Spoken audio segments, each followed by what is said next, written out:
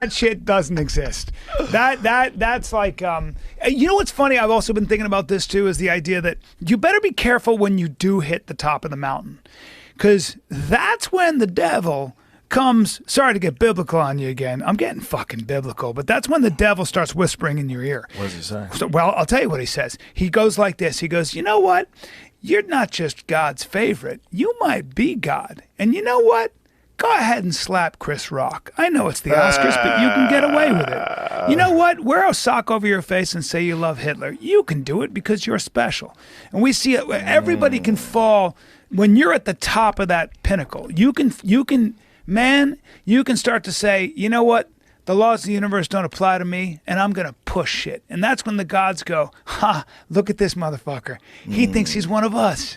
He thinks he's one of us. He forgot he's human. And that apparently, I don't know if this is true, but Denzel Washington whispered in Will Smith's ear. I like Will Smith, but he whispered in Will Smith's ear. He said, the devil comes to us at our highest moment, And Mike Tyson said that too. You ever see Mike Tyson talking to Francis Ngannou? Mike Tyson said, "You're special, man. Watching you knock people out. You know what that means? It means you're one of God's favorites." And Francis went, wow. And he goes, here's the bad news. You're one of the devil's favorites, too. Ooh. And you got to leave with the guy you came with, because he's looking to take you home, too. And it's like, damn, Mike, dropping fucking knowledge. Ooh. Right? You know he's training Francis Ngannou for the Tyson Fury fight? That's crazy. Is he? Yeah. That old school, that customato, that old school. I mean, I don't know how much he's going to change his style, because they're fighting in October, and it's August now. Yeah, he's got Tyson Fury's got a plethora of knowledge there. He's the best ever. Yes.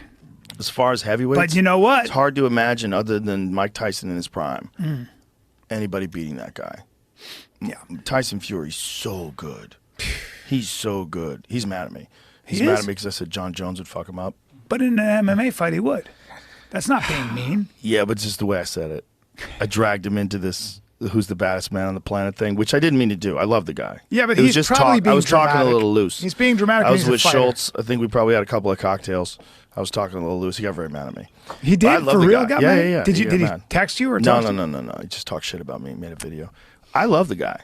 I really do. There's nothing but not it's to just love. But the difference. Look, if he learned MMA, that guy's a warrior. If someone taught him when he was young how to wrestle and jiu-jitsu and leg kicks, he would fuck everybody up as an MMA fighter as well. Sure. Because that's who he is. Yeah, but the also, reality of wrestling is just you're not defending against an ankle lock unless you've seen it and drilled it a lot of times. It's not just that. You're not defending against John Jones. A rear naked choke. Especially if there's nowhere to go. Takedowns. Like if you're, like I said, trapped in a room.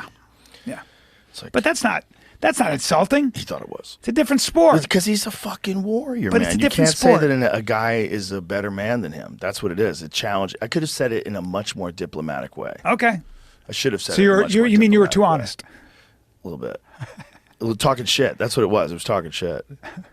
But I do love the guy. And I do think that the thing about Francis Ngannou and Tyson Fury is I do not imagine a world where Francis Ngannou can outbox Tyson Fury. I do not think that will ever take place. No way. Tyson Fury is a master. His footwork, his jab, his understanding of what to do. You ever see that fight with Otto Wild where he's on the ropes and just bobbing and weaving and slipping punches? He can see what you're doing. He's going to put Francis Ngannou. So one of the great things about watching Bud Crawford with Errol Spence is, oh my goodness, Bud Crawford was able to put his feet in a place where Errol Spence had to keep adjusting. That's why it looked, as great as Errol Spence looked, you'll never see him look as off balance as he did against a genius like Bud Crawford. Right. It's more where he's placing his feet, those little details, those micro adjustments. He's never out of place. And his accuracy.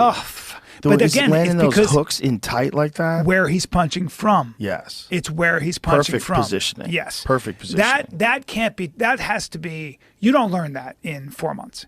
No.